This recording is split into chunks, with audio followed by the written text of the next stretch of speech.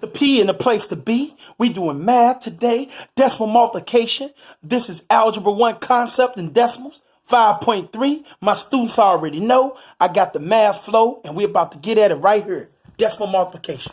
Let's get it. So 5.3 decimal multiplication. Remember sign rules. Remember your sign rules. So what does that mean? Whenever you multiply, you got to understand that as long as the signs are the same when you multiply two numbers, that answer's positive. If they're unlike, that answer's negative. So for example, a negative times a negative is a positive, and a positive times a negative is a negative number. So we got to remember that. That's why it's a star right there. But that ain't really part of the rule, but you got to always take that in your pocket. So here's number one. Multiply the numbers, the two decimal numbers without the decimals. So you're going to multiply the two decimal numbers without the decimals, right? And so number two, from the product, right? So when you multiply two numbers, the answer is called a product, right? From the product, right? So from the product, right to left, take the sum of the number of places behind the decimal point of each number, right? So we got this example right here that's going to illustrate what I'm talking about. The instructions will be multiply these two numbers right here. Before you even start the problem, you got to think about what the star said. Remember the sign rules. So remember chapter 2 if you were in my 020 class. So you got a negative number times a positive number. You're supposed to know right off the bat this answer is going to be negative, whether it was a decimal number or a fraction or a whole number. As long as it's unlike, it's a negative number times a positive number, so this answer is going to be negative, right? You're supposed to know that right off the bat, right? But so we know at the end the answer is going to be negative.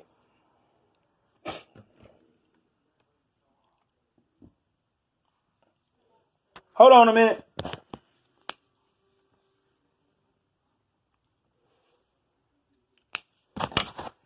All right, so now, we're going to multiply. The rules say multiply from the multiply the numbers without the decimal. So I took the two numbers, wrote them down without their decimal points, and this is what you got. 628 times 21, and you do all of the multiplication steps, 1 times 8. This is just going to be 628, and you're going to double 628, which is 1256, but to see the 6 going to get rolled in here because it got to line up with the 2. So the 0 would be right here. This would be just like we did in chapter 1, and then your result come to be when you add straight down, you get what? 8, 8, and then 1, and then 3 here, so 13, 1, 3, 13188, right? So you wind up with 13188. So that's the number you get so far. But then what did the number 2 say? From the product, which is the 1388 part, right? Right, from the product, right to left, take the sum of the number of places behind the decimal point. So that means we got to go back to our number and say, oh, it's one place behind the decimal point here, right? So that's why that 1's there. And then plus, because we talking about sum, and then it's 2 places behind the decimal point on her. So 1 plus 2 is 3, right? So that means I'm going to go 3 places from right to left, right?